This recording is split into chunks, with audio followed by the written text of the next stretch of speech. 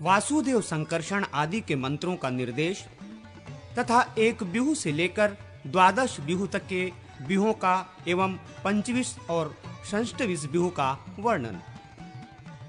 नारद जी कहते हैं, ऋषियों, अब मैं वासुदेव आदि के आराधनीय मंत्रों का लक्षण बता रहा हूं। वासुदेव, संकर्षण, प्रद्युम्न और अनिरुद्ध, इन 4 बिहू मूर्तियों के नाम के आदि में ओम, फिर क्रमशः अ, आ, अम, अह, ये 4 बीज तथा नमो भगवते पद जोड़ने चाहिए और अंत में नमः पद को जोड़ देना चाहिए। ऐसा करने से इनके पृथक पृथक 4 मंत्र बन जाते हैं।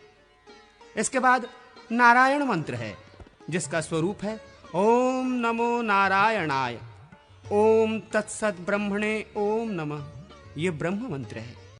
ओम विष्णवे नमः, ये विष्णु मंत्र है। ओम छां ओम नमो भगवते नरसिंहाय नमः, ये नरसिंह मंत्र है। ओम भूर्नमो भगवते वरायाह, ये भगवान वराह का मंत्र है। ये सभी मंत्र राज हैं। उपर्युक्त 9 मंत्रों के वासुदेव आदि 9 नायक हैं, जो उपासकों के वल्लभ इष्ट देवता हैं। इनकी अंग क्रांति क्रमशः जवा कुसुम के सदृश अरुण, हल्दी के समान पीली, नीली, श्यामल, लोहित, मेघ सदृश, अग्नि तुल्य तथा मधु के समान पिंगल है। तंत्रवेत्ता पुरुषों को स्वर के बीजों द्वारा क्रमशः पृथक पृथक हृदय आदि अंगों की कल्पना करनी चाहिए। उन बीजों के अंत में अंगों के नाम रहने चाहिए, यथा ओम आ हृदयाय नमः, ओम ई शीर्षे स्वाहा, ओम उम शिखाय वष्टः। और उन अंग नामों के अंत में नमः आदि पद जुड़े होते हैं, यथा क्लाय हृदयाय नमः, क्लिंग शीर्षे स्वाहा इत्यादि। हरस्व स्वरों से युक्त बीज वाले अंग उपांग कहलाते हैं। देवता के नाम संबंधी अक्षरों को पृथक पृथक करके उनमें से प्रत्येक के अंत में बिंदुवात्मक बीज का योग करके उसमें अंगन्यास करना भी उत्तम माना गया है। अथवा नाम के आदि अक्षर को दीर्घ स्वरों एवं ह्रस्व स्वरों से युक्त करके अंग उपांग की कल्पना करें और उनके द्वारा क्रमशः न्यास करें। हृदय आदि अंगों की कल्पना के लिए व्यंजनों का यही क्रम है। देवता के मंत्र का जो अपना स्वर बीज है, उसके अंत में उसका अपना नाम देकर अंग संबंधी नामों द्वारा पृथक पृथक 5 से लेकर 12 अंगों तक के न्यास वाक्य की कल्पना करके सिद्धि के अनुरूप उसका जप करें। हृदय, सिर, शिखा, कवच, नेत्र और अस्त्र, ये 6 अंग हैं। मूल मंत्र के बीजों का इन अंगों में न्यास करना चाहिए। 12 अंग ये हैं: हृदय, सिर, शिखा, हाथ, नेत्र, उदर, पीठ, बाहु, उरु, जानु, जंघा और पैर। इनमें क्रमशः न्यास करना चाहिए। ये गरुड़ संबंधी बीज मंत्र है, ये गदा मंत्र है, ये पुष्टि देवी संबंधी मंत्र है, ये श्री मंत्र है, ये 5 जन्य शंख का मंत्र है, ये वनमाला का और ये पद्म या पद्मनाभ का मंत्र है। बीज रहित पद वाले मंत्रों का अंगन्यास उनके पदों द्वारा ही करना चाहिए। नाम संयुक्त जातन्य पदों द्वारा हृदय आदि 5 अंगों में पृथक पृथक न्यास करें। पहले प्रणव का उच्चारण, फिर हृदय आदि पूर्वोक्त 5 अंगों के नाम क्रम ये हैं। उदाहरण के लिए यूं समझना चाहिए: ओम हृदयाय नमः इत्यादि। पहले प्रणव तथा हृदय मंत्र का उच्चारण करें, अर्थात ओम हृदयाय नमः कहकर हृदय का स्पर्श करें। फिर पराय शीर से स्वाहा बोलकर मस्तक का स्पर्श करें।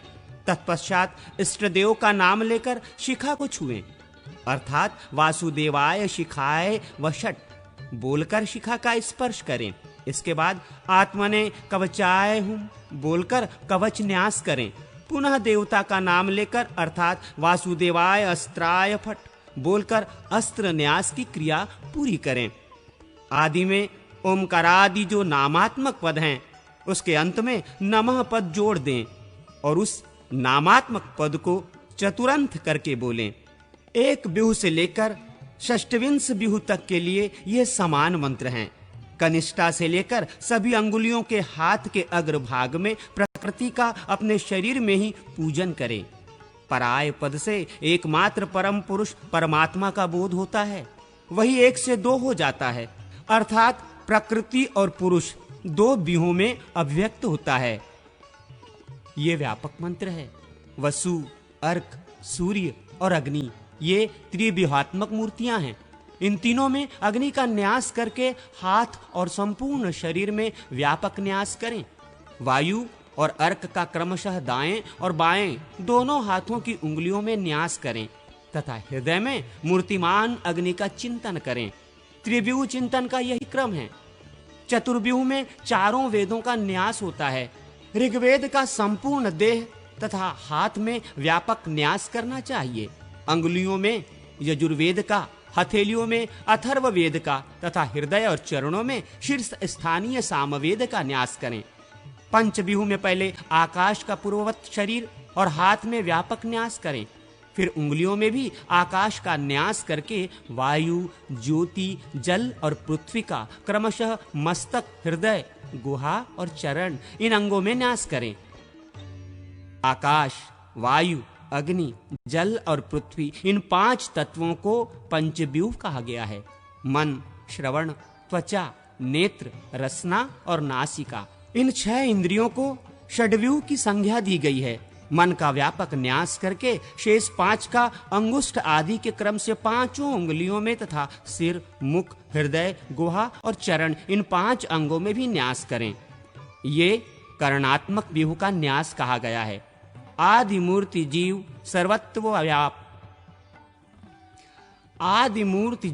सर्वत्व व्यापक है।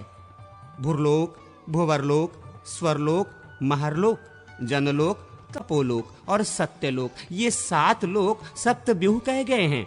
इनमें से प्रथम भुवरलोक का हाथ एवं संपूर्ण शरीर में न्यास करें। भुवरलोक आदि 5 लोकों का अंगुष्ठ आदि के क्रम से पांचों उंगलियों में तथा 7वें सत्यलोक का हथेली में न्यास करें।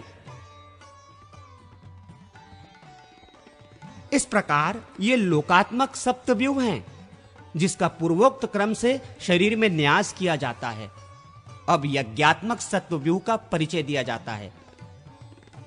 सप्त यज्ञ स्वरूप यज्ञ पुरुष परमात्मा देव श्री हरि संपूर्ण शरीर एवं सिर, ललाट, मुख, हृदय, गुहा और चरण में स्थित हैं, अर्थात उन अंगों में उनका न्यास करना चाहिए। वे यज्ञ इस प्रकार हैं: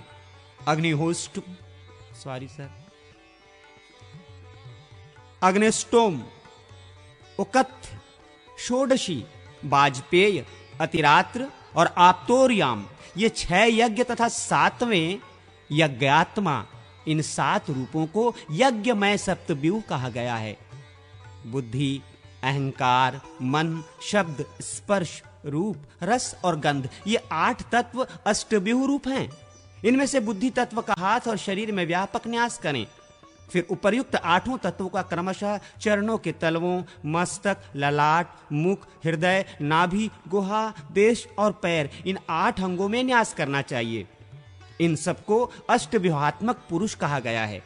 जीव, बुद्धि, अहंकार, मन, शब्द, स्पर्श, रूप, रस और गंध गुण इनका समुदाय 9 व्यूह है। इनमें से जीव का दोनों हाथों में अंगूठों में न्यास करें और शेष 8 तत्वों का क्रमशः दाहिने हाथ की तर्जनी से लेकर बाएं हाथ की तर्जनी तक 8 उंगलियों में न्यास करें। संपूर्ण देह, सिर, ललाट, मुख, हृदय, नाभि, गुहा, जानु और पाद इन 9 स्थानों में उपर्युक्त 9 तत्वों का न्यास करके इंद्र का पूर्ववत व्यापक न्यास किया जाए तो यही 10 व्यूहात्मक न्यास हो जाता है। दोनों अंगुष्ठों में, तलद्वय में, तर्जनी आदि 8 अंगुलियों में तथा सिर, ललाट, मुख, हृदय, नाभि, गुहा, उपस्थ और गुदा, जानुद्वय और पादद्वय इन 11 अंगों में 11 इंद्रियात्मक तत्वों का जो न्यास किया जाता है उसे एकादश व्यूह न्यास कहा गया है। ये 11 तत्व इस प्रकार हैं: मन, श्रवण, त्वचा, नेत्र, जिह्वा, नासिका, वाक, हाथ, पैर, गुदा और उपस्थ। मन का व्यापक न्यास करें। अंगुष्ठद्वय में श्रवण इंद्रियों का न्यास करके शेष त्वचा आदि 8 तत्वों का तर्जनी आदि 8 उंगलियों में न्यास करना चाहिए। शेष जो 11वां तत्व उपस्थ है उसका तलद्वय में न्यास करें। मस्तक, ललाट, मुख, हृदय, नाभि, चरण, गुहा, उरुद्वय, जंघा, गुल्फ और पैर, इन 11 अंगों में भी पूर्वोक्त 11 तत्वों का क्रमशः न्यास करें। विष्णु, मधुसूदन, त्रिविक्रम, वामन, श्रीधर, ऋषिकेश, पद्मनाभ, दामोदर, केशव, नारायण, माधव और गोविंद,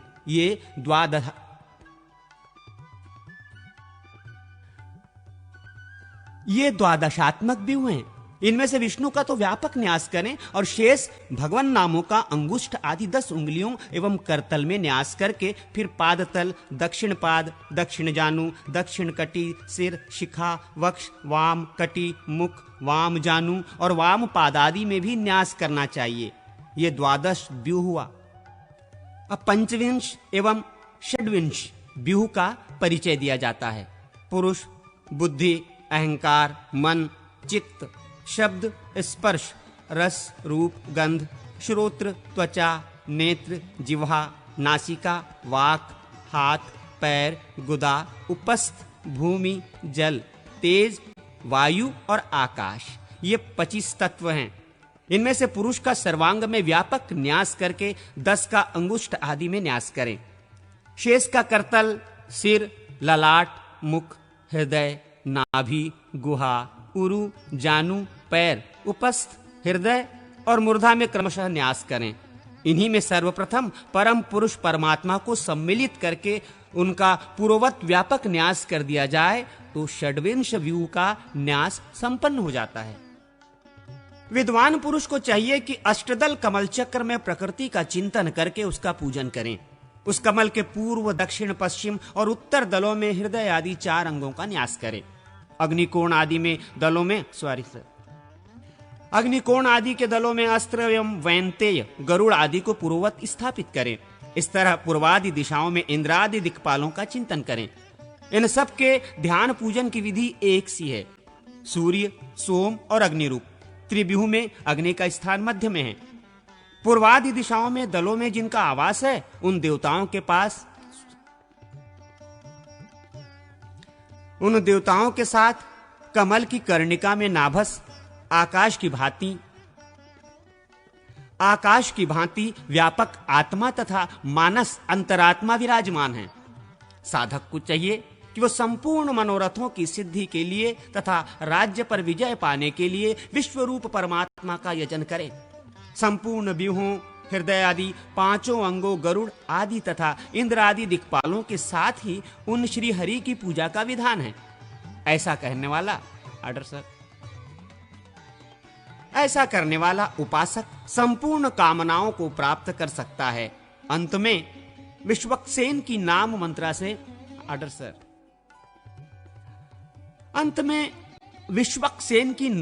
मंत्र से पूजा करें। नाम के साथ रौ बीज लगा लें, अर्थात रौ विश्वस्नाय नमः बोलकर उनके लिए पूजनोपचार अर्पित करें। मुद्राओं के लक्षण। नारद जी कहते हैं, मुनिगण, अब मैं मुद्राओं का लक्षण बताऊंगा। सानिध्य, सन्निधापिनी आदि मुद्रा के प्रकार भेद हैं। पहली मुद्रा अंजलि है, दूसरी वंदनी है और तीसरी ये हृदयानुगा है। बाएं हाथ की मुट्ठी से दाहिने हाथ के अंगूठों को बांध लें और बाएं अंगुष्ठ को ऊपर उठा रखें। सारांश ये है कि बाएं और दाएं दोनों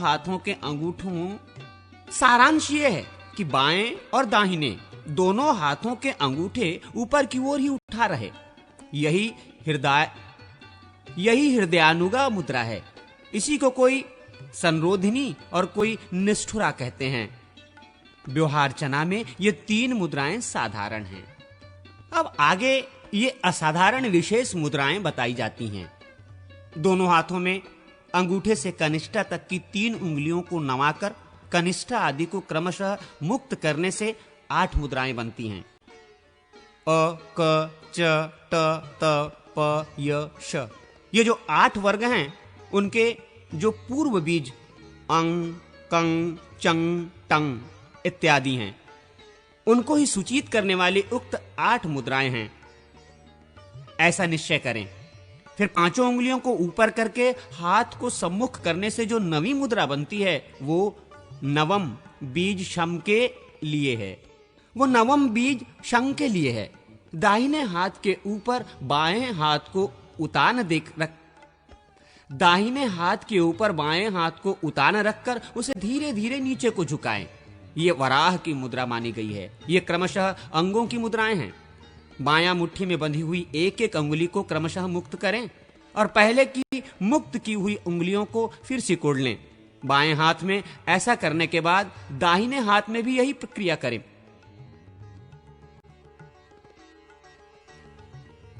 बाएं हाथ में ऐसा करने के बाद दाहिने हाथ में भी यही क्रिया करें। बाईं मुट्ठी के अंगूठों को ऊपर उठाए रखें। ऐसा करने से मुद्राएं सिद्ध हो जाती हैं।